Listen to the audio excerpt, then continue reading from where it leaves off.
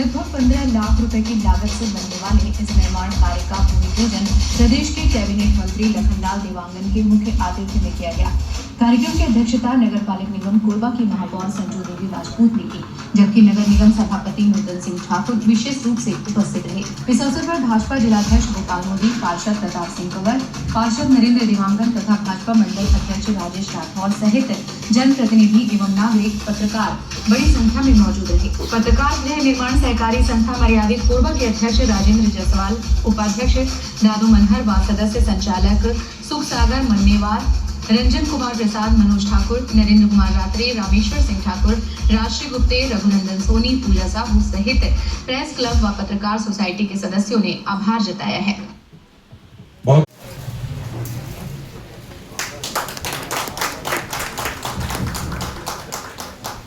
स्वागत की इस कड़ी में मैं कोरबा प्रेस क्लब के पूर्व सचिव मनोज ठाकुर जी से निवेदन करूंगा कि वे मंच पर आएंगे और सम्माननीय मंत्री जी का स्वागत करेंगे।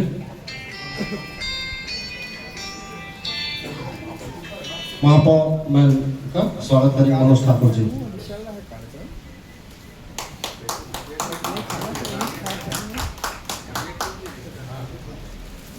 मैं कार्यक्रम के आगे संचालन व स्वागत उद्बोधन के लिए कोरबा प्रेस क्लब के अध्यक्ष। आज बहुत ही विशेष अवसर है।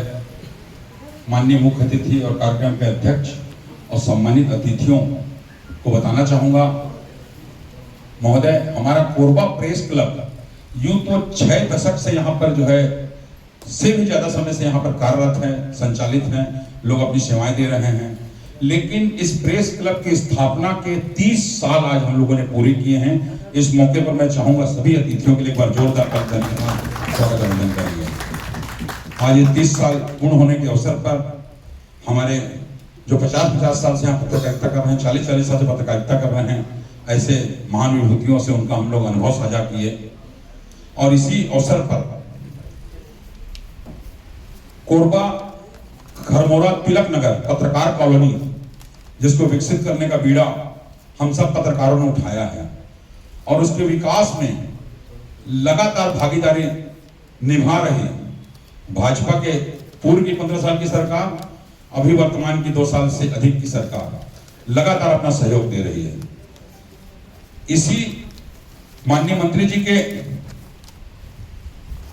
विशेष सहयोग और सानिध्य की वजह से वहां पे जो नगर पालिक निगम ने ही पूर्व में WBM सड़क बनाया था, उसका पक्की डामरीकरण सड़क वहां पर कार्य पूर्ण हो चुका है। कंक्रीट ड्रेन का कार्य पूर्ण हो चुका है। हमारा तत्कालीन सांसद के द्वारा लिया गया एक सामुदायिक भवन जो जीर्ण शीर्ण हालत में है, उसे बहुत ही व्यवस्थित ढंग से रेनोवेशन कराने का कार्य माननीय लखन देवांगन जी के नेतृत्व में, उनके सानिध्य में नगर पालिक निगम कोरबा एजेंसी के द्वारा किया गया है। और इस बात को धन्यवाद देना चाहूंगा कि सड़क और नाली और ड्रेन के लिए नगर पालिक निगम ने 1 वर्ष का उसमें जो है गारंटी पीरियड भी लगा रखा है।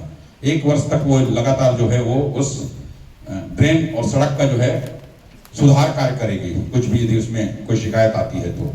बहुत बहुत धन्यवाद करना चाहूंगा और ये बताना चाहूंगा कि इसी कड़ी में उसमें आधा अधूरे बाउंड्री वॉल को पूर्ण करने का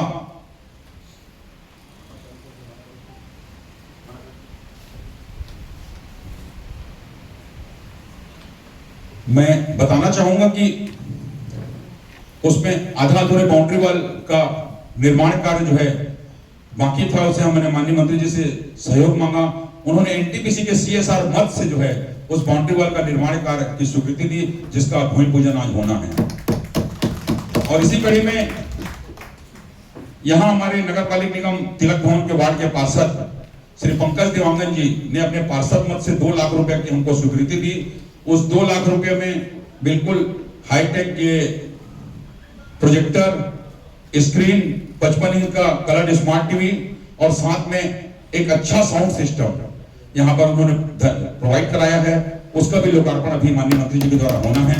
मैं आपको बहुत बहुत धन्यवाद करता हूँ और ज्यादा समय न लेते हुए माननीय मंत्री जी, माननीय महापौर जी, पूर्व सभापति अशोक चौहान जी, जिला भाजपा के उपाध्यक्ष श्री प्रफुल्ल तिवारी जी, हमारे अति प्रिय श्री नरेंद्र देवांगन जी, और हमारे वार्ड के पार्षद पंकज देवांगन जी, और हमारे पूर्व पार्षद लक्ष्मण श्रीवास जी, भाजपा मंडल के पूर्व अध्यक्ष श्री नरेंद्र पाटनवर जी, और नगर पालिका निगम कोरबा के जनसंपर्क अधिकारी श्री राविंद्र सिंह जी सहित सभी अतिथियों का स्वागत करता हूं।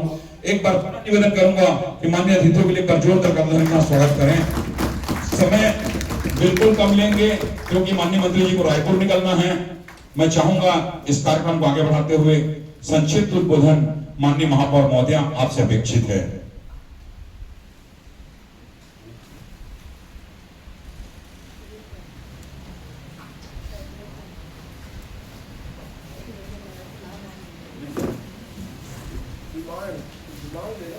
कुछ माननी है। भारत माता की आज प्रेस क्लब के स्थापना दिवस के इस अवसर पर आज लोकार्पण का कार्यक्रम भी रखा गया है। इस कार्यक्रम में मुख्य अतिथि कोरबा के लाडले विधायक और छत्तीसगढ़ शासन में कैबिनेट मंत्री माननीय लखनलाल देवांगन जी, हमारे बीच में पूर्व सभापति, वर्तमान पार्षद और अनेकों दायित्व निभा चुके हैं हमारे अशोक चावलानी भैया जी, इस वार्ड के पार्षद पंकज देवांगन जी, कोहरिया के पार्षद मेरे छोटे भाई नरेंद्र देवांगन जी, और भारतीय जनता पार्टी के जिला के उपाध्यक्ष प्रफुल्ल तिवारी जी, हमारे सामने बैठे हुए लक्ष्मण श्रीवास जी जो कि पार्षद हैं, और आप सभी प्रेस क्लब के जुड़े हुए सभी हमारी बहनें। आज जैसा कि बहुत ही सुंदर अवसर है, आज दिवस भी है, और आज आप सभी के जो अच्छे कार्य हमारे मुख्यमंत्री जी के द्वारा आप सभी को दिया गया है उसका लोकार्पण भी है। ऐसे कार्यक्रम में और ऐसे दिवस में आप सभी को मैं बहुत बहुत बधाई और शुभकामनाएं देती हूँ। प्रेस क्लब आज जैसा कि राजेंद्र जायसवाल जी ने कहा कि पूर्व से लेके और अभी वर्तमान 2 वर्ष का कार्यकाल हमारे मंत्री जी का हुआ है, और जब भारतीय जनता पार्टी का 15 साल जब यहाँ पे राज्य में हमारी सरकार थी तो हमें अनेकों मद और हम सबको अनेकों कार्य मिले हैं और सराहना की है।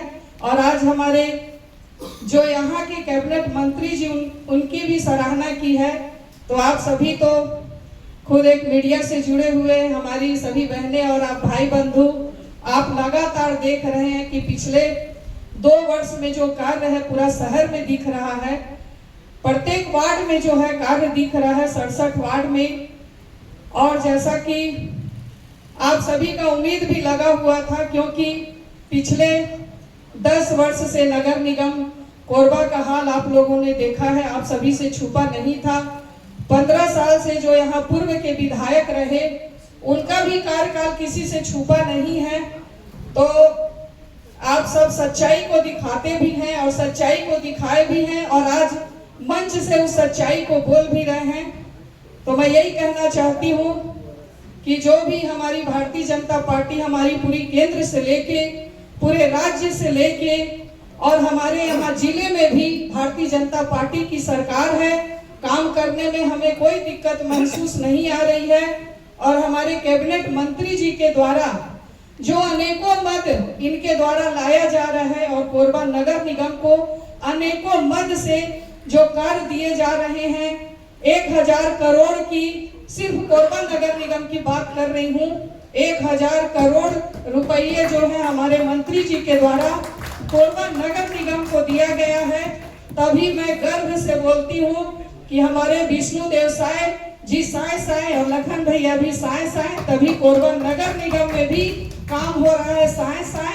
तो आप सभी को पुनः बहुत बहुत बधाई देती हूँ। आपका जो ये स्थापना दिवस के अवसर पे आप लोगों ने यहाँ कार्यक्रम रखा, आप सभी को बधाई, अध्यक्ष को खास करके बहुत ऊर्जावान।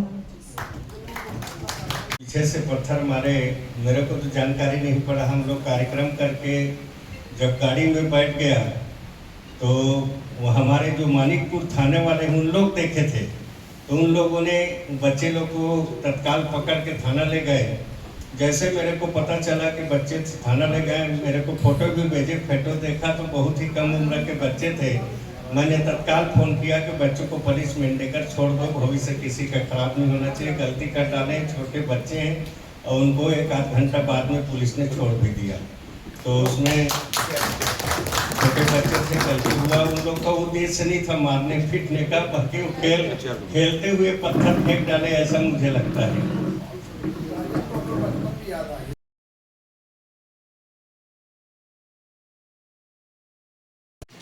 और क्या स्ट्रगल करने का एक तरीका मैंने ऑब्जर्व किया। और मैं अपने सीनियर यहाँ बैठे हैं किशोर शर्मा जी, विजय शर्मा जी, जसराज जैन, केशवाल मेहता, ऐसे महारथियों, विकास जोशी, तपन चक्रवर्ती, ऐसे लोगों के साथ मैं बहुत जूनियर के रूप में मैंने काम किया है। और लाख बुराई लोग करें, आस्था करें इन लोगों की, लेकिन मैंने इनसे बहुत कुछ सीखा और मैंने अपनाया है। देखिए, संघर्ष की कहानी शुरू होती है, शासन प्रशासन के साथ हमेशा 36 का आंकड़ा होना चाहिए, लेकिन आज क्या है, आज उसके विपरीत स्थिति है। राष्ट्रीय स्तर पर देखें तो आज पहले ये 10 साल पहले, 14 साल पहले, 12 साल पहले गोदी शब्द का इस्तेमाल कोई नहीं जानता था। आज गोदी मीडिया क्यों कहा जाता है, मोदी मीडिया, गोदी मीडिया, सब बच्चे बच्चे जानते हैं। तो ऐसा परसेप्शन जिले स्तर में भी हो चुका है। आज लोगों का प्रेस के बारे में किसी को अन्यथा लेने की आवश्यकता नहीं है कि जिला के जो पत्रकार हैं उनकी स्थिति, उनके बारे में एक सोच, ऐसा प्रश्न बन गया है कि ये शासन प्रशासन के इशारे पे चल रहे हैं। ये बहुत ही खतरनाक स्थिति है। जब हम पत्रकारिता कर रहे थे और शुरू किए तो उस समय शासन प्रशासन पर, उन पर हमारा आतंक था। जैसे थानेदार का आतंक अपराधियों में होना चाहिए, वैसा आतंक बोलो, चाहे कुछ भी बोलो आप, ऐसा एक दहशत डर, एक संकोच अधिकारियों में था। और बहुत सारे ऐसे काम, पत्रकारों काम, निश्चित रूप से हमको अपना परिवार पहले देखना है, बाद में समाज को देखना है, साथ साथ दोनों चल रहा था। बहुत सारे ऐसे कार्य हुए हैं। मैं छोटा सा एक एग्जाम्पल बताता हूँ। मैं एनटीपीसी की पत्रकार वार्ता थी, हम सब 8-10 गाड़ियों में जा रहे थे। अभी ऐसा नहीं कि बुला लिए, यहाँ आके खाना पूर्ति हो गया, हम सब जा रहे थे। दर्री बैराज में उस समय टोल नाका था, तिवारी ठेकेदार था, शर्मा जी साक्षी हैं। तो उस समय उसने बदतमीजी की, टोल टैक्स की डिमांड की कि आपको देना पड़ेगा। भाई हम तो गेस्ट है, टोल टैक्स देना एनटीपीसी को। एनटीपीसी का जो प्रक्रिया थी वो थी उस समय। तो बहुत प्रेस के साथ में, पत्रकारों के साथ, हमारे साथ बहुत बड़ी उन्होंने बेइज्जती की और इंसल्ट की। उसके बाद हम लोगों ने क्या किया, हमने इरिगेशन डिपार्टमेंट में, बराज डिपार्टमेंट में फाइल खंगाली। उसका ये था कि 25 साल जब पुल को हो जाएगा ठेका, टोल टैक्स तो में समाप्त। उस फाइल को पकड़ा और 3 दिन के अंदर वो टोल टैक्स कलेक्टर ने कर दिया उसको खत्म। तो एक जनहित में कितना अच्छा काम हुआ। प्रदूषण की बात है, प्रदूषण जब पूर्व में इतना ज़्यादा बढ़ रहा था, हम लोगों ने आवाज उठाई, तुरंत ईएसपी, सारे प्लांट में ईएसपी लगे, इलेक्ट्रिसिटी प्रेसिपिटेटर, उसकी भी हम गहन जांच करते थे। रात को ईएसपी को बंद कर देते थे पावर प्लांट वाले। क्यों? पीएलएफ उनका कमजोर हो जाता था, प्रोडक्शन का इफेक्ट होता था। जसराज जी को तो अच्छे से याद है कि रात को जब हम लोग देखने जाते थे कितना धुआं निकल रहा है, ईएसपी बंद। दूसरे दिन चीफ इंजीनियर को फोन करते कि रात को क्यों ऐसे रिपोर्ट किया। तो इसमें हमारा कोई व्यक्तिगत स्वार्थ नहीं था, जनता के हित की बात थी। तो ये स्थिति परिस्थिति हम लोग ने देखी है। बहुत सारे ऐसे काम हुए। मेरे साथ एक हुआ, मंडलोई एक एसडीएम हुआ करते थे, पालीवाल जी आपको याद होगा। उसके सामने जब पुराना ये जनता ऑफिस के बाजू में स्टाम्प की काला बाजारी चल रही थी, वही तिवारी स्टाम्प की काला, 5 रुपए का स्टाम्प पेपर मेरे सामने दूसरे को दे रहा है 10 रुपए में या 20 रुपए में। और जब उसको आवश्यकता थी, मैंने बोला ये स्टाम्प दो 5 रुपए की, नहीं खत्म हो गई। मैं आओ ने दिखाता हूँ, SDM Mandloi as a SDM magistrate, और विभागीय अधिकार राजस्व होते, एज ए एसडीएम कोर्ट चल रहा था, वकील थे। मैं चला गया, युवा जोश था। मैं बोला आपके नाक के नीचे काला बाजारी हो रही है मंडलोई साहब। तो बोला नहीं ऐसा नहीं है, वैसा। बोला क्या करोगे आप मेरा? बोला ट्रांसफर करवा दोगे ना। मैं बोला ट्रांसफर इज नॉट पनिशमेंट, मैं आपका ट्रांसफर आप कहीं भी जाओ यही करोगे। आपके नाक के नीचे आपकी इसमें सहमति है। आप विश्वास नहीं करोगे, सारे प्रेस के लोगों ने उसका विरोध किया और कलेक्टर ने माफी मांगी। ये होता है। और उस दिन के बाद से बहुत दिन तक स्टाम्प आराम से मिलता रहा। ऐसे बनाने कितने कितने एग्जाम्पल हैं। आज हमें अवेयरनेस है, लेकिन अपने लिए भाई आज बोलते हैं ना कि मीडिया समाज का दर्पण होता है। उस दर्पण में समाज दिखता है, लेकिन शायद अब उस दर्पण में समाज जनता के बजाय शायद हम ही दिख रहे हैं। मैं नहीं कहता कि हम व्यावसायिक नहीं होने चाहिए, व्यावसायिकता जरूरी है। सरकार भी नहीं मानती। आज मीडिया को सरकार क्या मानती है? या तो सामाजिक संगठन मानती है कि समाज सेवा भी नहीं मानती उसको, न उद्योग मानती है, न बिजनेस मानती है। तो इस ओर कहीं भी किसी का भी कोई नजरिया नहीं है। भाई यदि सामाजिक संगठन हमको मानती तो हमारा सामाजिक सरोकार जनता के साथ सरकार की हेल्प होती। उसको नहीं मानना। उद्योग होता तो हमको लोन मिलता। उद्योग नहीं मानती, व्यवसाय नहीं मानती। खाली टैक्स वसूलने का काम आज के डेट में हो रहा है। वो व्यक्तिगत रूप से एक पत्रकार भी भर रहा है टैक्स, जीएसटी हो चाहे इनकम टैक्स हो चाहे कोई भी टैक्स हो। तो इसके बारे में विचार करना पड़ेगा। और हमें क्या, ये देखिए उस समय मैं बताया ना प्रदूषण की, आज भी ये नहीं मालूम है कि हमारे कोरबा का PIQ क्या है। क्या बोले? हाँ, PQI क्या है नहीं मालूम उनको क्या है। पानी जो पीते हैं उसका TDS कितना है नहीं मालूम।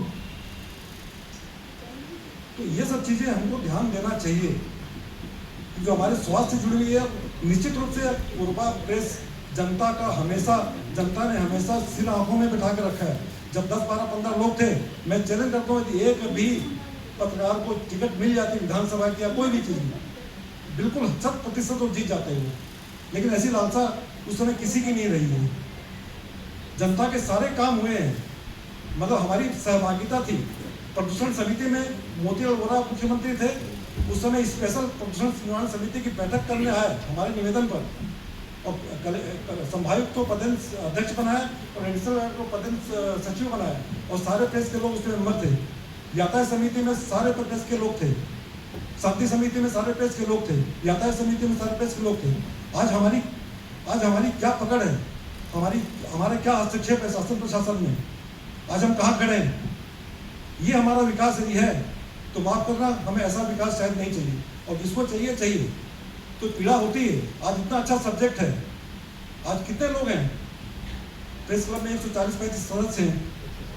अब 25% की उपस्थिति है, तो इसको गंभीरता से लेना चाहिए जी। हाँ, वो ठीक है। तो आज हमको अपने आप से, हमारी अंतरात्मा से हमको एक क्वेश्चन करना चाहिए कि हम कहाँ खड़े हैं। तो यदि हम शासन प्रशासन से संवाद स्थापित करेंगे तो निश्चित रूप से हमारी पकड़ उसमें और मजबूत होगी। हमें उस बहुत लाभ होगा, जनता को भी लाभ होगा। तो ये स्थिति है। मेरा आपसे सबसे रिक्वेस्ट ये है कि जो हमारे जो नए साथी हैं उनको, जितने भी सीनियर लोग हैं उनको एक आह्वान करें कि पत्रकारिता करें, जनता के हित में करें। उसमें हमारा भी हित है और जनता का भी हित है। हमारा अवमूल्यन ना हो, हमारा जो वजन जो है ना वो बढ़े।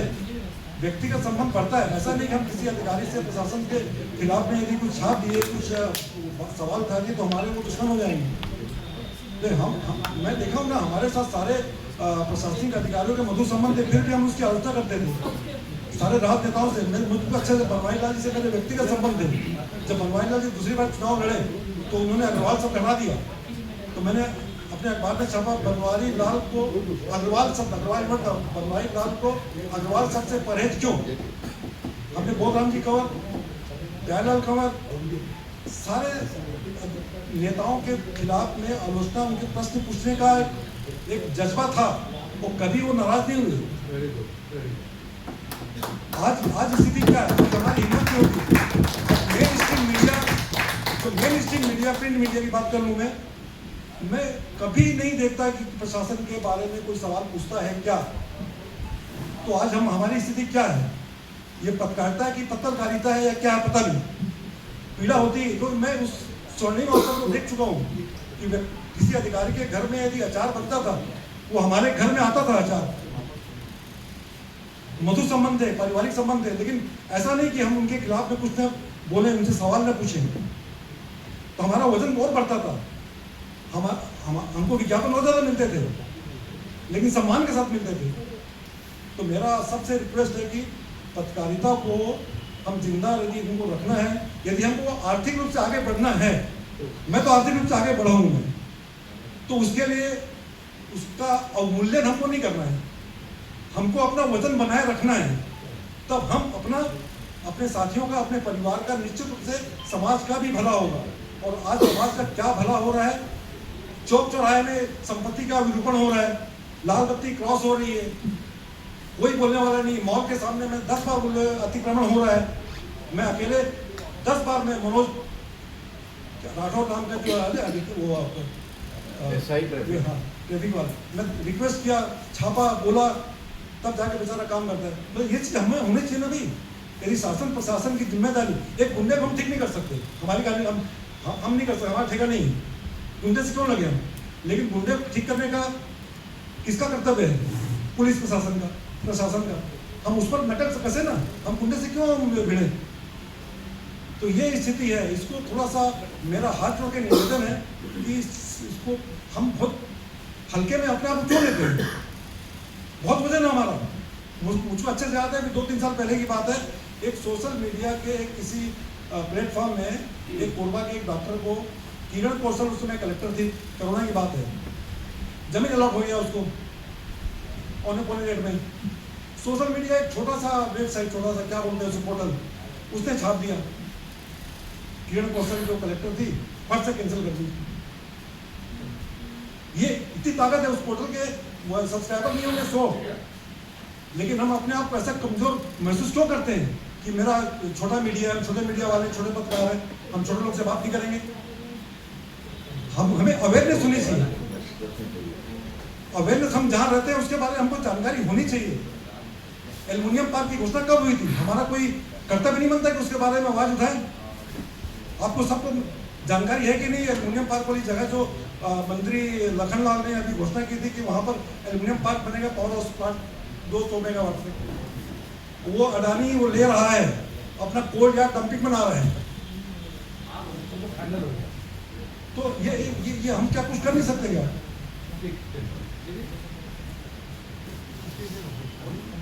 देखिए मेरी बात जो है उसको थोड़ा सा गंभीरता से लें तो अच्छा है, और किसी को बुरा लगा तो मैं क्षमा चाहता हूँ। वर्तमान पदाधिकारियों ने यह कार्यक्रम रखा, परंतु साथ ही साथ एक दुखद स्थिति भी है, जैसे भाई प्रेमचंद जैन ने कहा कि बोलने वाले तो वक्ताओं की जो सूची बताई गई वो शायद श्रोताओं से लगभग बराबर ही होगी, इतने वक्ता बताए गए हैं। तो इस बात का दुख है कि जिन साथियों को वरिष्ठ लोगों के अनुभव का लाभ लेना चाहिए वो यहाँ पर उपस्थित नहीं है। मुझे इस विषय बताया गया कोरबा में पत्रकारिता का मतलब 44 वर्षों का अनुभव। 44 वर्ष में नहीं, 44 46 तो यही हो गया, 46 तो मुझे यही हो गया है। तो उससे पहले 48 वर्षों का अनुभव, 2 वर्ष मैंने रायपुर में काम किया। उसके बाद कोरबा उदीमान नगर था छत्तीसगढ़ का, मुझे एक चुनौती के साथ देशबंधु ने कोरबा भेजा। स्वतंत्रता प्राप्ति के पूर्व पत्रकारिता एक मिशन के रूप में थी, और उस मिशन का बहुत स्पष्ट उद्देश्य भी था। वह स्वतंत्रता की पत्रकारिता से आज हम 21वीं सदी की पत्रकारिता तक पहुंच गए हैं, और इस दौरान 21वीं सदी तक की पत्रकारिता के आते आते तक हमने बहुत से सोपान भी तय किए हैं, बहुत से उतार चढ़ाव भी देखे हैं। ये जो पत्रकारिता का जो दौर था, बहुत संकट के दौर से स्वतंत्रता मिली 1947 में। हम अगर इतिहास में जाएं पत्रकारिता कब चालू हुई, क्या हुई, तो अलग अलग बात हो जाएगी, विषय से हट जाएंगे। लेकिन उस समय की पत्रकारिता, स्वतंत्रता प्राप्ति के पश्चात की पत्रकारिता भी उसी तरह से सुचारू रूप से संचालित थी। उसमें जो गिरावट आनी प्रारंभ हुई, मैं वैसा मानता हूं कि 90 के दशक के बाद से गिरावट आती गई और आज आई गिरावट पर सभी लोग चिंतन मनन कर रहे हैं और करना भी चाहिए। संकटकालीन स्थिति की पत्रकारिता थी।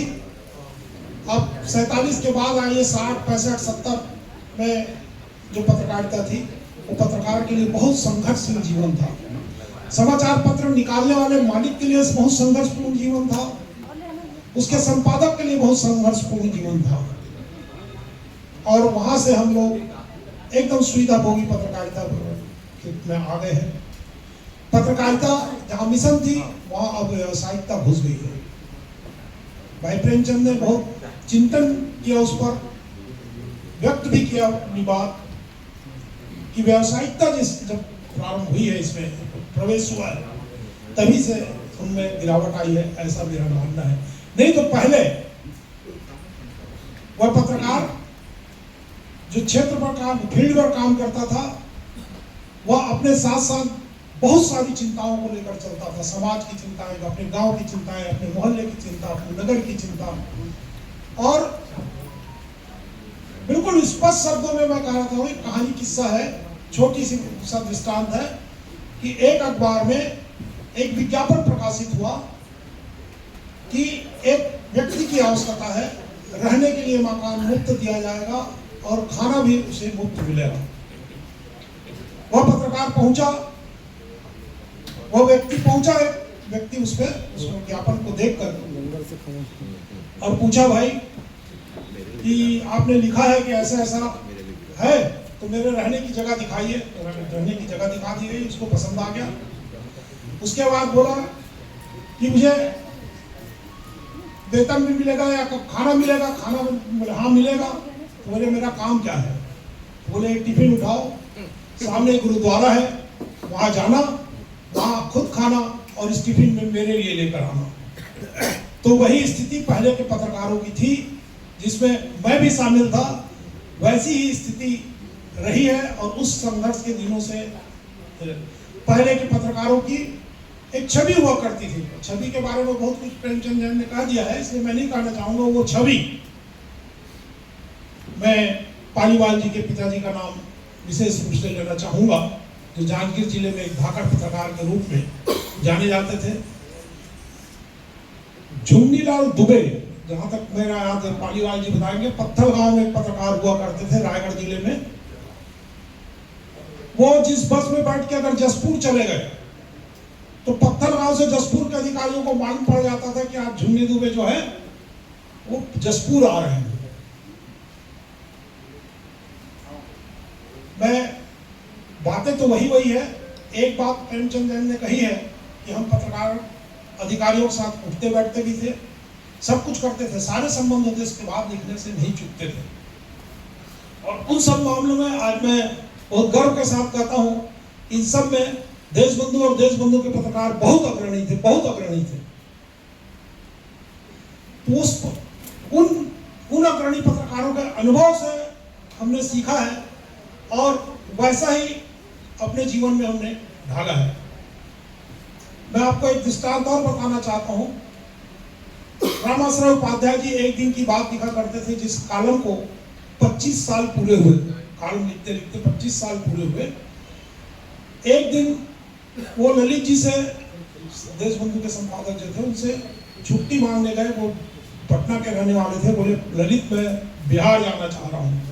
उन्होंने वो काम में व्यस्त थे, झटके में कह दिया, नहीं पंडित जी, आपको नहीं जाना है बिहार, अब जाइए काम कीजिए। उस एक दिन के बाद के दूसरे, मतलब वो जो कॉलम दूसरे दिन जब छपा तब उसकी हेडिंग थी कि कल के नौकर आज के मालिक। दूसरे दिन ललित जी आए, उसको पढ़े और कहा पंडित जी को बुलाओ। पंडित जी आए, बोले आपको जितने दिन बिहार जाना है चले जाइए। तो ये स्थिति थी। जिस मालिक के यहाँ आप काम कर रहे हैं, उसके अखबार में उसके खिलाफ लिखने की हिम्मत करना भी बहुत बड़ी बात है। राजनारायण में घूमता हुआ आईना, मतलब मैंने आंखों देखी है इस बात को कि जयस्तंभ चौक पर जब पेपर का बंडल सुबह पहुंचता था तो वहां के कलेक्टर, कमिश्नर और एसपी की गाड़ी खड़ी रहती थी, उनके ड्राइवर पेपर लेने आया करते थे कि पता नहीं आज किसकी बखिया उधड़ी है। और यह बात सत्य है कि रायपुर उस समय बहुत छोटा था, लोग एक दूसरे को बहुत अच्छी तरह जानते थे। रामाश्रय उपाध्याय जी यदि किसी के दुकान पे बैठे दिख गए तो 100% लोग मान के चलते थे कल इसकी फोटो उतरनी है। जिसके यहाँ बैठते थे उसी के बारे में वो लिखते थे दूसरे दिन। रही बात कोरबा की पत्रकारिता का अनुभव, तो बहुत चुनौतियों के साथ मैं देशबंधु में यहाँ आया था और सभी लोग उस समय के पुराने पत्रकारों को याद है कि एक नाम जिसे मैं बार बार लेता हूँ वह है कामेश्वर सिंह, जिसने एनटीपीसी में आत्मदाह किया और अपनी घोषणा के अनुरूप बिल्कुल सही समय पर आत्मदाह किया उसने। उस व्यक्ति के आत्मदाह की रिपोर्टिंग मेरे द्वारा की गई और वह तो इस दुनिया से छोड़कर चला गया, लेकिन कोरबा में किशोर शर्मा को एक नाम दे गया, क्योंकि बैनर में उस समय समाचार छपते थे और शुरू से जब से मैं आया था मेरा प्रयास रहता था कि मैं रात को 9 बजे 10 बज जाए 11 बज जाए फ्रंट पेज बैनर पे नहीं, कम से कम फ्रंट पेज पे एक समाचार रोज लेने का मेरा प्रयास रहता था और उसमें मैं कई सालों तक लेता रहा, उसमें कहीं पर कोई हो नहीं। एनटीपीसी में एक बार अचानक ये हुआ कि समाचार पत्रों के माध्यम से आकाशवाणी तक में, उस समय आकाशवाणी चला करती थी, उसमें तक अनाउंस किया गया कि यहाँ एनटीपीसी में भर्ती हो रही है। मैं पाली गया हुआ था, पाली में बस से आ रहा था, बस में एकदम ठसाठस भीड़, कोई किसी बस में चढ़ने को जगह नहीं, उतरने को लोग मजबूर हो रहे थे। मुझे समझ में नहीं आया, मैंने सुनता पूछा एक लड़के से, भाई आप कहाँ जा रहे हैं? तो बोले एनटीपीसी में भर्ती हो रही है। तो बोला आपको कोई कागज मिला है? बोले नहीं। कहाँ सुना? पेपर पढ़ा और रेडियो से सुना। उसी बच्चे ने मुझे बताया कि आकाशवाणी से प्रसारित हुआ है कि एनटीपीसी में भर्ती हो रही है। उस समय कोरबा, जब दर्री कोरबा में कहीं रहने की जगह नहीं थी, खाने की जगह नहीं मिलती थी, दर्री में तो खाना मिलने का प्रश्न ही पैदा नहीं होता था। वैसी स्थिति में रात को 10 बजे सैकड़ों की संख्या में कोरबा बस स्टैंड में ऐसे बेरोजगार उतरे और मैं भी उतरा। उसके बाद मैंने देखा कि सबको भटक रहे हैं। मुझे अच्छी तरह याद है, मैं जाकर उस समय अग्रसेन भवन को खुलवाया, लोगों को बोल के अगल बगल से उनको वहां ठहरवाया, जो कुछ को जिसको भी खाना मिला। दूसरे दिन मैं रिपोर्टिंग के लिए पहुंचा और उसमें यही हेडिंग लगी कि एनटीपीसी ने बेरोजगारों को आकाशवाणी के माध्यम से हाका लगाया कि हमारे यहाँ भर्ती हो रही, जबकि वहां पर कोई भर्ती नहीं हो रही थी। उस समय वहां के सिक्योरिटी अफसर रोहतान सिंह थे, उन्होंने मुझे रोका, बोले आप इनसे ऐसा नहीं पूछ सकते। मैंने कहा आप अपने गेट के दायरे में रहिए, गेट के बाहर आकर मुझसे कोई बात मत कीजिएगा। गेट के अंदर अगर मैं जाऊंगा आप जो करना है करिएगा, लेकिन बाहर बताइए। तो ऐसी स्थितियां होती थी। मैं प्रेमचंद अधिकारियों की बात कही, मैं बगैर अधिकारी का नाम लिए आज मेरे बहुत अच्छे संबंध हैं। वो कमिश्नर के रूप में रिटायर हुए और आज भी उनका कोरबा में कोई भी काम, कहीं पर भी किसी प्रकार का पारिवारिक, सामाजिक या व्यक्तिगत काम पड़ता है तो मुझे फोन करते हैं। लेकिन उस समय वो ये बोला करते थे कि मैं कोरबा में पोस्टेड हूँ और इसको बिलासपुर जिले में सिर्फ 2 लोगों से डरता हूँ, एक कलेक्टर उदय वर्मा से और एक किशोर शर्मा से। तो मुझे वो बातें आज भी याद आती हैं और अभी भी वो मुझसे पूछते हैं कि भाई आपका गुस्सा थोड़ा कम हुआ कि नहीं हुआ? वो पता नहीं क्यों प्रकोपित थे मेरे से, लेकिन बहुत सारे ऐसे दृष्टांत हुए। मैंने कुछ बातें अपने राघव चंद्र जी आए थे उस दिन भी कहा था। एक अनुभव जो की बात है तो 2 प्रकार के अनुभव है, एक तो अपना व्यक्तिगत अनुभव है, एक पत्रकारिता का अनुभव है। अगर आप लोग किस चीज को सुनना चाहते हैं, समय छुट्टी हो रहा बताइए, मैं उस प्रकार से बताऊं। पत्रकारिता का तो पत्रकारिता के ऐसे समय पे ऐसे उतार चढ़ाव कोरबा में देखने को मिला और बिल्कुल सत्य बात है कि अधिकारी की यह हिम्मत नहीं थी कि वह प्रेस को इग्नोर कर जाए। मुख्यमंत्री मोतीलाल वोरा जी की जो बात उन्होंने कही, आपको नए लोगों को नहीं मालूम होगा, ये जो एस डाइट जो ITI के पीछे बना हुआ है, वह एस डाइट कोरिया में बनने वाला था। और उस समय साडा के CEO गहरवार साहब ने एक मानसिकता बनाई कि इससे शहर बिगड़ जाएगा और शहर में प्रदूषण होगा, परंतु वो एक अधिकारी थे, कैसे उस बात को जोड़ दें, बल दें। उन्होंने प्रेस वालों को बुलाया और जो जिस कमेटी की बात कर रहे हैं उसकी बैठक यहाँ पर थी। वोरा जी इधर से आने वाले थे NTPC से, उनका प्रशासन से मिलकर रूट डाइवर्ट कराया गया और उनको बालकों की तरफ से बुलाया गया। ढेंगुर नाले के ऊपर से जैसे ही उनकी गाड़ियां चढ़ी, हम लोग सारे लोग ढेंगुर नाले पर खड़े थे, उनकी गाड़ी पूरा काफिला रुका CM का और उनको हम लोग एस डाइट पे चढ़ा दिया। और उसके बाद ये हुआ कि नहीं, यह एस डाइट यहाँ नहीं बनेगा। तो बहुत सारी चीजें ऐसी होती, छोटी छोटी सी चीजें हैं, अधिकारी सुनते भी थे। और बहुत छोटी छोटी बात, मैं आपको एक और घटना बता रहा हूँ। अपना साथ है ना, साहब क्या नाम था उनका, साहब कलेक्टर थे, IAS थे कभी, वो थे। तो मैं हमेशा जाता था उधर, पुरानी में लगता था। तो अभी जो फॉरेस्ट में जो मंदिर है हनुमान जी का, उसकी बाउंड्री फॉरेस्ट की जैसे जमीन नहीं होगी तो ऐसे तिकोना से निकली हुई, और वो ब्लाइंड टर्न बनाता था वहाँ पर, एकदम ब्लाइंड। और वहाँ पे उस समय जब कुछ भी ट्रैफिक नहीं था तब एक्सीडेंट होता था। मैं उस नाम से 2 बार गया, 3 बार गया। बोला साहब वो हटेगा कि नहीं हटेगा, मेरे तेवर एकदम बिगड़ गया।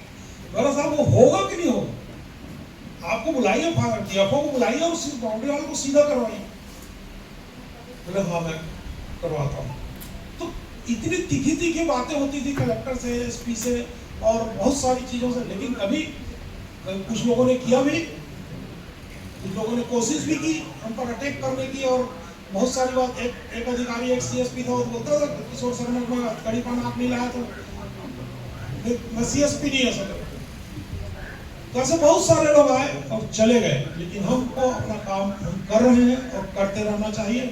अपना उद्देश्य स्पष्ट होना चाहिए, अपना लक्ष्य स्पष्ट होना चाहिए। बाकी मैं बार बार कहता हूँ कि मेरे पत्रकार बंधुओं, कभी इस झांसे में मत आना कि कोई अधिकारी आपका दोस्त है, कभी झांसे में मत आना। वो स्कैम है, एक एडमिनिस्ट्रेटिव स्कैम है। मैं तब मानूंगा सिर्फ दोस्त वही हो सकता है, या आपका शुभचिंतक वही हो सकता है जो यहाँ से जाने के बाद कल मंत्रालय में पदस्थ होता है और मंत्रालय में आप पहुंचते हैं, तब उतने उत्साह के साथ आपको बुलाए। तब वो क्या कहते हैं, अरे आप सोचेंगे तो मेरे पहचानते हैं, मैं मिलूंगा। तब वो क्या बोलते हैं, अपन कहाँ मिले थे, चेहरा याद आ रहा है मुझे, ये वाली लैंग्वेज होती, जानते सब कुछ है। आप गले न पड़ जाओ, कोई काम न बता दो, इसलिए वो मंत्रालय में दाएं बाएं खसक जाते हैं। तो कभी इस प्रकार के झांसे में बिल्कुल मत आइए। आप अपने कर्मों पर विश्वास कीजिए, अपनी कलम पर विश्वास कीजिए, अपनी सोच पर विश्वास कीजिए, अपने उद्देश्य पर विश्वास कीजिए कि आप क्या करना चाहते हैं। समाज ने आपको बहुत कुछ दिया है, हमको समाज को देना है, यह बात स्पष्ट रखिए। और अपने आप में किसी तरीके से गिरावट न लाइए, और यदि गिरावट आ रही है, आ चुकी है, तो उसे रोकने का प्रयास कीजिए। तब पत्रकारिता, आपने कहा पत्रकारिता का अनुभव, जब मैं आया यहाँ पर 80 में, आपको बता रहा हूँ कि कैसे लोग वो करते थे। हम सुबह 5 बजे, हमारे पास कोई दूसरा साधन नहीं था, रायपुर लिफाफा भेजने का साधन था। फोटो की तो हम घटना दुर्घटना फोटो की तो कल्पना ही नहीं कर सकते थे। फोटो दूसरे तीसरे दिन कैप्शन के साथ छपती थी। तब हम सुबह 5:30 बजे बस छूटती थी रायपुर के लिए। हम जब बस स्टैंड पहुंचते थे, बहुत से लोग ऐसे देख लेते थे, अगर तो ललायित रहते थे, अरे शर्मा जी लिफाफा देने लगे। आज आप चले जाइए किसी को, अरे वो आ रहा है यार, देखना कोई काम न पकड़ा। पहले लोग बहुत उत्साहित रहते थे, वहां जाते थे, इसको कहाँ छोड़ना भी पूछते थे। फिर उसके बाद वो हमारा लिफाफा लेके जाते थे, सम्मान पूर्वक ले जाते, बताते थे लोग। तो उस दौर में पत्रकारिता बहुत कठिन थी। संसाधन नहीं थे, आज सरल हो गई है। तो मेरा ऐसा मानना है कि जितनी पत्रकारिता सरल हुई है, जितने संसाधन हुए हैं, उतने ही शायद दूसरों के लिए पत्रकार भी सरल हो गए हैं। सरल मत बनिए। आपको समाज एकदम कठिन परिस्थितियों में देखना चाहता है और कठिनाई के साथ आप जूझेंगे, तभी आपको समाज में सम्मान मिलेगा। जो प्रेमचंद जैन ने सम्मान की बात की समाज में, हमारा सम्मान समाज में इसीलिए घट रहा है क्योंकि हम अपने नजरिए से भटक रहे हैं। हमको क्या करना है यह मालूम है, लेकिन उसके बावजूद हम नहीं कर रहे हैं। या आदर्श की बात हो सकती है कि प्रशासन से कैसे संबंध रखें, क्या कितना संबंध रखें। मेरा ये कहना है कि जैसे बोलते हैं ना, घोड़ा घास से दोस्ती नहीं करता। आप समाचार से क्यों दोस्ती कर रहे हैं? कोई जरूरत नहीं है। मैं दृष्टांत बताऊंगा। डीएफओ थे यहाँ पर, उनका कुछ मेरे से बात हुई, थोड़ी हार्ट टॉक हो गई। तो उसने मुझे, मैं आया, उनको इतना ही बोला, घर में फोन पे बात हो रही थी, घर में मैं इतना ही बोला कि ठीक है, फिर देखेंगे कि वो बिलासपुर से फला आदमी आता है और हर दूसरे तीसरे दिन आता है, वो क्या करता है, वो फिर हम देखेंगे। इतना मेरा बोलना था। उस समय राजकिशोर प्रसाद के यहाँ मेरा ऑफिस था। मैं आया, फोन की घंटी बजी, उठाया तो डीएफओ साहब थे। बोले शर्मा जी आप क्या बोल रहे थे कि वो कौन बिलासपुर से आता है उसका। मैं बोला साहब मैं पत्रकार हूँ, मैं आपको कुछ नहीं बताऊंगा, जिस दिन मुझे समाचार की भूख लगेगी उस दिन उस समाचार को जरूर खाऊंगा। मैंने कहा तभी आपको उजागर होगा, बाकी नहीं होगा। तो मेरा कहने का मतलब ये बताना, कोई मैं अपनी तारीफ नहीं कर रहा हूं, लेकिन आप अपना नजरिया स्पष्ट रखिए, परिदृश्य स्पष्ट रखिए। कहीं पर कोई पर्दा आड़ आता है उतना ही कीजिए ना जितना कई बार ऐसा होता है समाचार हम भी रोकते हैं, सबको रोकना पड़ता है। कई बार ऐसी बातें आती है जो समाज के हित में होती है, किसी व्यक्तिगत हित में मत जाइए।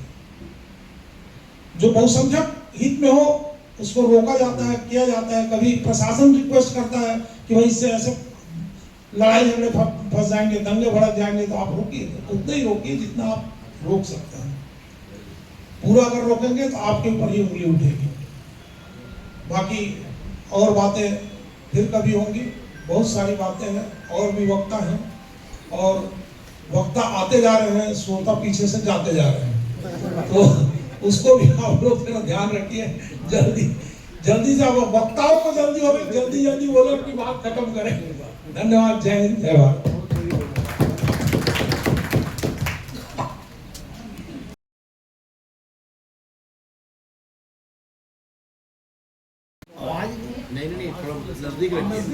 Hello hello. पत्रकारिता के जनक अगर मैं कहूँ पूर्व में, तो राजेंद्र लाल गुप्ता जी और काशी भाई मेहता, ये यहाँ पत्रकारिता के जनक रहे। मैं पत्रकारिता में वैसे इमरजेंसी को 1976 से जुड़ा हूँ। इसके पहले भी उसी दरमियान मेरी अजंता प्रिंटिंग प्रेस में शुरुआत की थी, जहाँ अक्सर विजय भाई मेरे पास बैठा करते थे। वो यहाँ युग धर्म के प्रतिनिधि बन के आए थे। वो बिलासपुर टाइम्स भी देखा करते थे। और उस समय की पत्रकारिता की दौर एक अलग था, एक खोजी पत्रकारिता भी थी। लोग खोजते थे और भ्रष्टाचार को उजागर करने का प्रयास करते थे। उनके मन में कोई चाहत ऐसी कुछ नहीं रहती थी कि उन्हें कोई कुछ दे दे। धीरे धीरे वो समय व्यतीत होता गया और एक पिक पत्रकारिता ने जन्म लिया। पिक पत्रकारिता में कुछ पत्रकार लोग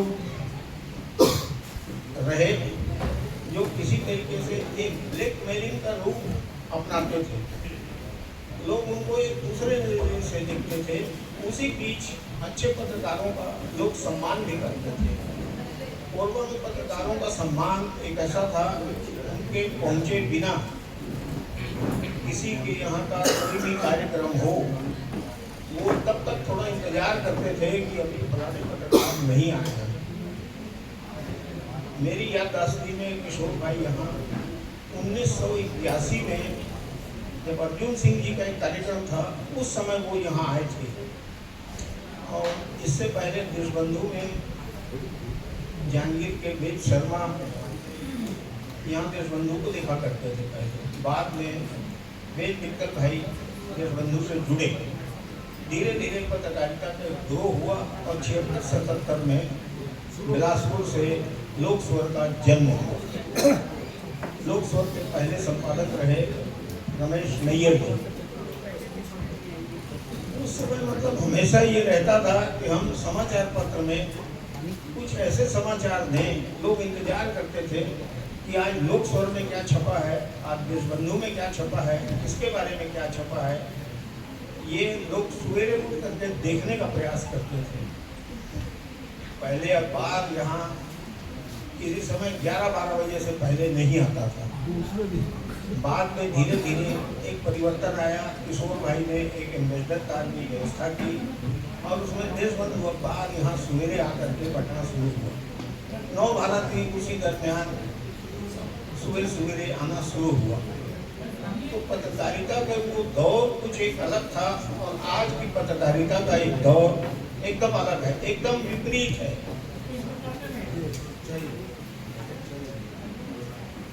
अब मैं कहूँ कि पत्रकारिता का जो दौर है एक परिवर्तनशील समाज में, दुनिया में एक परिवर्तन का दौर चलता है। जिस समय मैं लोक स्वर में लिखता था उस समय बजरंग केडिया वहाँ संपादक थे। उनके पास कभी कभी बैठक होती थी तो वो एक बात जरूर कहा करते थे कि अखबार के जो पत्रकार हैं उनको अधिकारियों के नमस्कार से थोड़ा सावधान रहना चाहिए।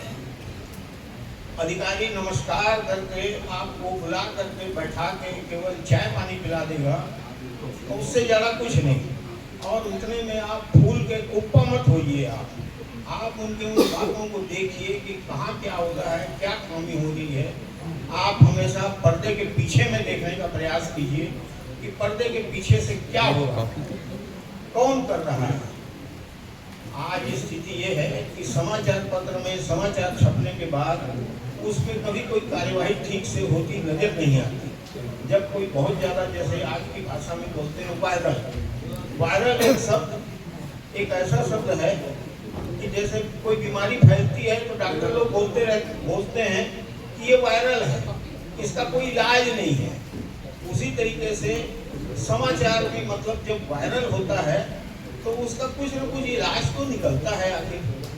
तो हमारे समाचार पत्र के साथियों को, जो नए समाचार पत्र में आए हैं, उनको सजग रहना है और सजग रह करके समाचार को संप्रेषित करना है।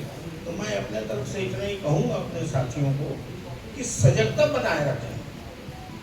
और कोरबा के विकास में पत्रकारों का बहुत बड़ा हाथ है। पहले छोटी छोटी बातें अगर कुछ हुआ करती थी, अधिकारियों से सामंजस्य बना रहता था। गहरवाल साहब जब यहाँ रहे तो बराबर पत्रकारों से संपर्क में रहते थे और सलाह मशवरे से ही कोरबा का कोई काम होता था। चाहे बस स्टैंड में जो विकास भवन बना या जो भी विकास कार्य हुए, इन सब में पत्रकारों का अपना एक योगदान है। और तत्कालीन उस समय के तो बहुत कम पत्रकार बचे हैं। पालीवाल जी हैं, किशोर शर्मा है, छेदीलाल जी हैं, प्रेमचंद जैन हैं, वेद मित्तल हैं। लोगों को इनके अनुभव का लाभ लेना चाहिए। लेकिन ये है कि अभी तो करीब करीब एकला चलोरी की नीति चल रही है कि जो आज का आधुनिक पत्रकार है वो अपनी मनमर्जी से चलता है। पोर्टल बना लिया है, कुछ भी मतलब उसमें ऐसे समाचार छपते हैं जिनका कोई सिर पैर नहीं होता। सिर्फ ऐसा लगता है कि वो ब्लैकमेलिंग के उद्देश्य से समाचार को प्रकाशित करना है। और अधिकारी भी उससे भयभीत नहीं होता, क्योंकि उसके आका ऊपर बैठे हुए हैं उसको संरक्षण देने के लिए। आरक्षण और संरक्षण ये दो ऐसे शब्द हैं जिनके ऊपर हमेशा पत्रकारों को नजर रखनी पड़ेगी। चाहे वो आरक्षण का लाभ उठा रहा हो, नाजायज लाभ, और जो अधिकारी ऊपर के किसी संरक्षण, कहीं भी आजकल धन बल और बाहुबल, ये दो चीजों का बड़ा भारी जोर है। और पहले कहा जाता था कि अगर युद्ध छिड़े तो आप तलवार मत उठाइए, आप कलम उठाइए। तो आज कलम उठाने का तो कोई तात्पर्य रह नहीं गया है, क्योंकि इसकी कोई सुनने वाला नहीं है। आज आप कितना ही राग लापते रहिए, ना तो कोई अधिकारी सुनेगा ना कोई नेता सुनेगा। नेता सुनता है अधिकारी की और अधिकारी सुनता है नेता की। आप समाचार छापते रहिए, कोई उसका असर होते नहीं दिखता है। क्यों कि आप अपना चरित्र गिराते जा रहे हैं। पत्रकार का भी अपना एक चरित्र होता है, लेकिन वो तो ऐसा है जैसे टेबल के नीचे से लेना देना चलता है। उसी संस्कृति में आज का हमारा पत्रकार जो है बह गया है। तो मैं सबको समझाई से ही दूंगा कि सजगता कायम रखें और कंस्ट्रक्टिव काम की ओर अपना पूरा ध्यान रखें और जनहित के समाचार को स्वहित मत देखिए, आप जनहित को देखिए। बस इतना ही मैं कहूँगा।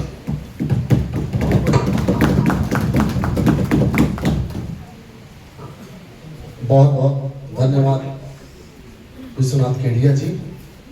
जैसा कि आपने हमें मार्गदर्शन किया है और आपने कोरबा के विकास में पत्रकार की मेरे सीनियर और जूनियर पत्रकार साथी बंधुओं, लगभग 30 साल पंजियत प्रेस क्लब के इस कार्यक्रम में अपन बैठे हैं और उसी उपलक्ष्य में यह सुनने, सुनाने और समझने का कार्यक्रम है।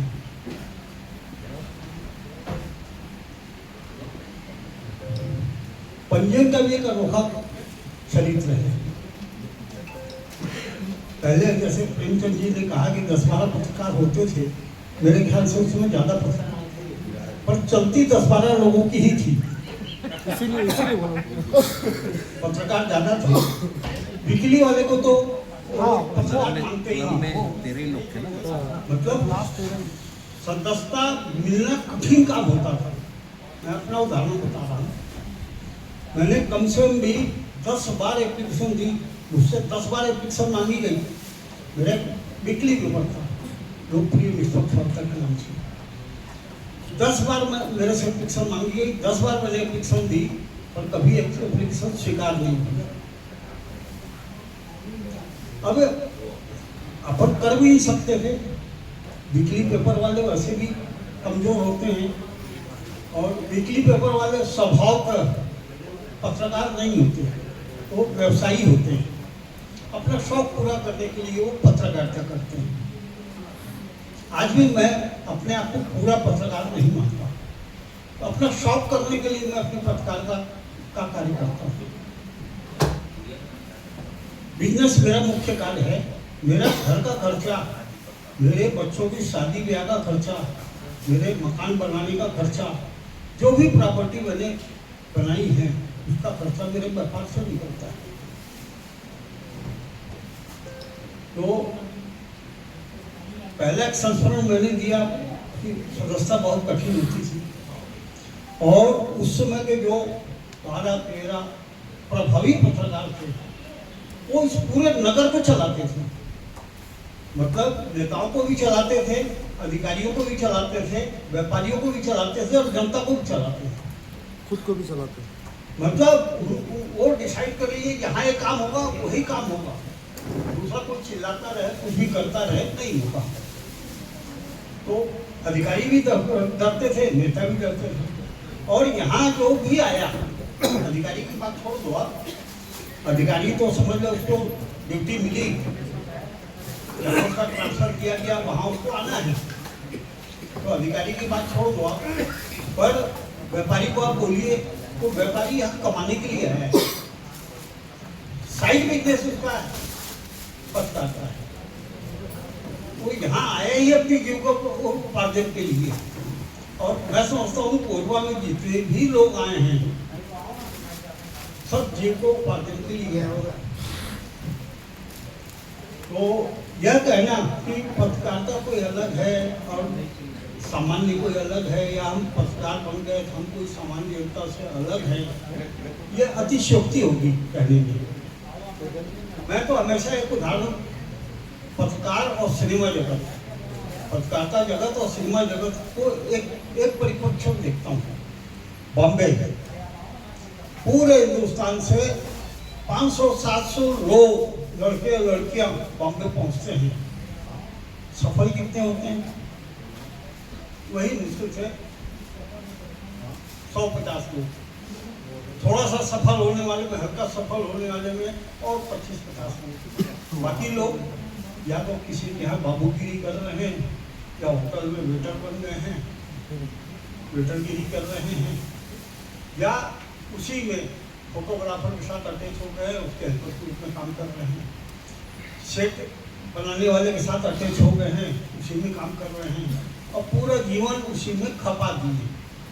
उनका लक्ष्य कभी पूरा हुआ ही नहीं। वैसी पत्रकारिता कर दिया। पर आज की पत्रकारिता और उस समय की पत्रकारिता में एक बेसिक अंतर है।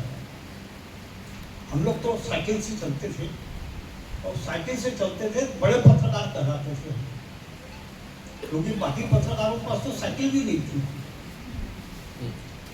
उस समय के दौर की बात है। मेरे को करीब समझ लो 55-57 साल करीब हो गए। आधिकारिक पत्रकारिता करते हुए 50 साल। 5-7 साल तो मैं कार्ड को जानता ही नहीं था कि पत्रकारिता में कोई कार्ड बनता है। मैं लिख के समाचार भेज देता था, समाचार छप जाता था। कहानी भेज देता था, कहानी छप जाती थी। छोटी मोटी कविता भेज देता था, छप जाती थी। बाद में देश बंधु के बबन जी बोले, आपका कार्ड बन के रखा हुआ है, आप कार्ड लेके जाते नहीं हो। मेरा कार्ड क्या होता है? अरे बोले जरूरी आइटम है, रहना चाहिए जेब में। बोला आज तक तो मेरे किसी ने मांगा नहीं, और मैं आपको बता रहा हूँ आज तक कभी किसी ने मेरे से कार्ड नहीं पूछा। बिना कार्ड के ही मैं काम किया हूँ और मेरे को पूरा सम्मान मिला है, अधिकारियों से भी, व्यापारियों से भी। अब इसके पीछे अलग अलग बातें। आज जो नया पत्रकार आता है, जो 30 साल से पत्रकारिता कर रहा है, जो 40 साल से पत्रकारिता कर रहा है, जो 50 साल से पत्रकारिता कर रहा है, वो सीधा अपने स्टैंडर्ड उसके अनुकूल बनाना चाहता है। आते ही उसको मोबाइल चाहिए, आते ही उसको मोटरसाइकिल चाहिए, आते ही इतना पैसा चाहिए कि वो 500-700 रुपये डीजल पेट्रोल भराने के लिए हो जाए, नाश्ता करने के लिए हो जाए, 500-700 रुपये उसको आसानी से मिल जाए, ऐसा चाहता है। वो अपने स्तर को, जब न्यूज के एंगल से देखना नहीं चाहता। अब न्यूज के एंगल की बात आ रही है तो एक बात बता देता हूँ आपको। मेरे यहाँ एक पत्रकार काम करता था, संवाददाता काम करता था। एक बार वो मेरे रिश्तेदार के खिलाफ ही समाचार देख के आ गया।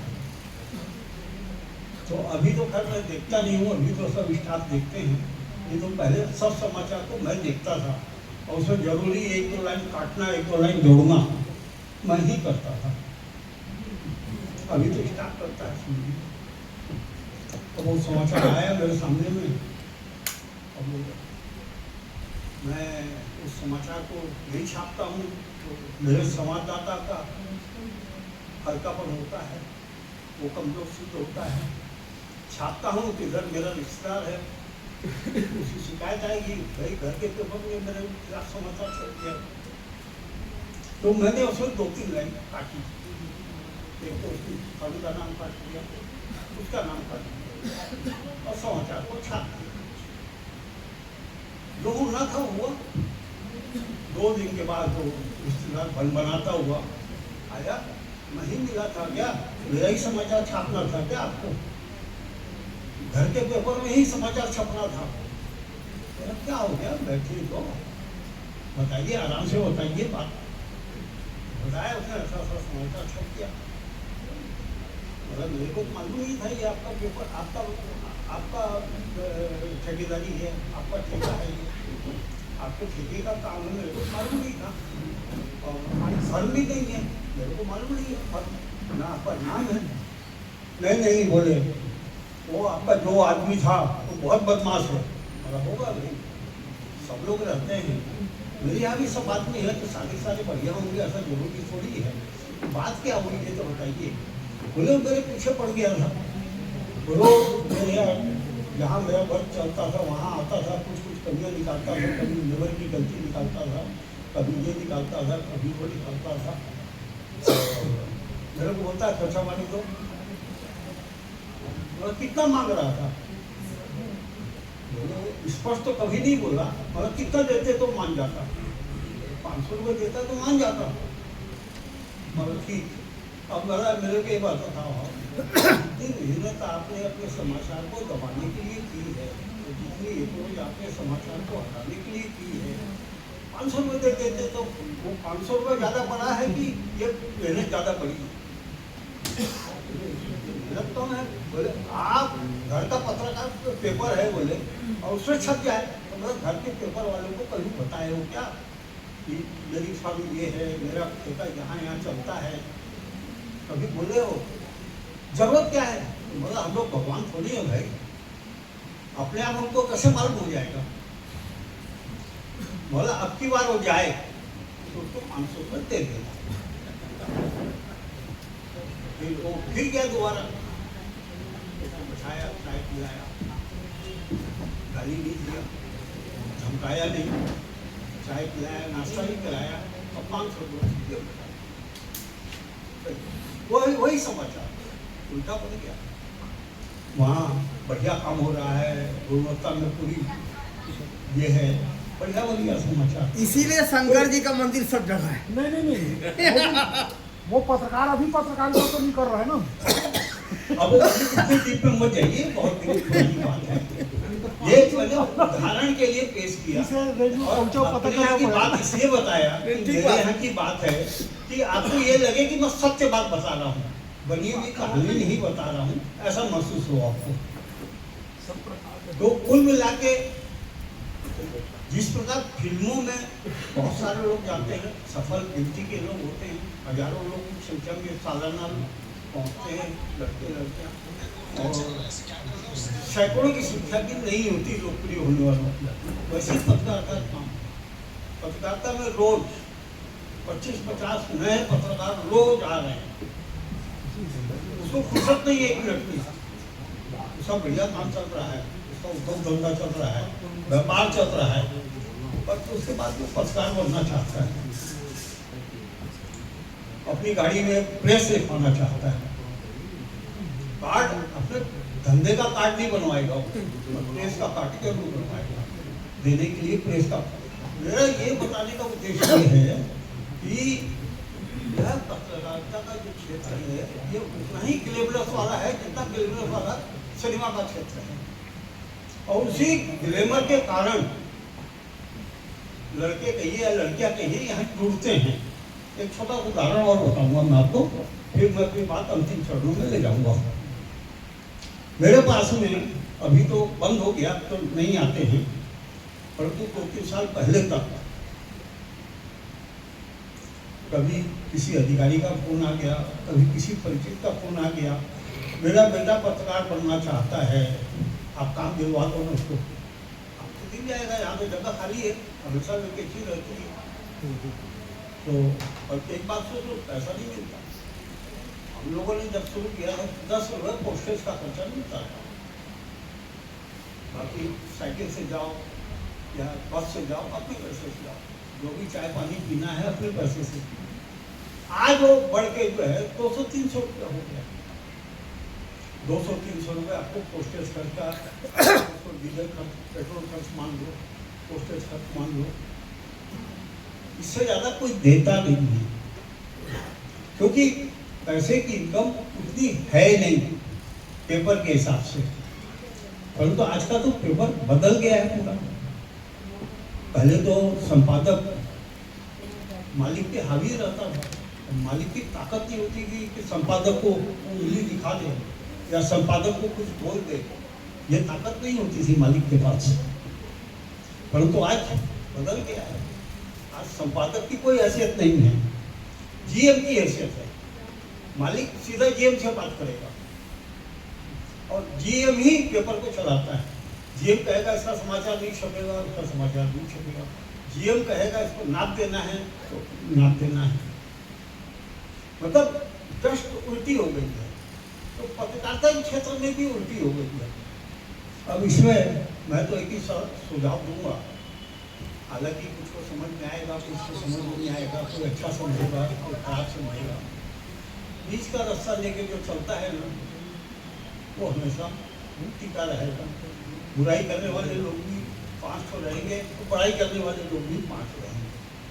मतलब खाली बुराई करने वाले लोग रहें ऐसा नहीं रहेगा, और खाली तारीफ करने वाले लोग रहें ऐसा भी नहीं रहेगा। तो ऐसा क्षेत्र तो सभी में है, कोई भी क्षेत्र ऐसा नहीं है जिसमें खाली तारीफ ही मिले या खाली बुराई मिले।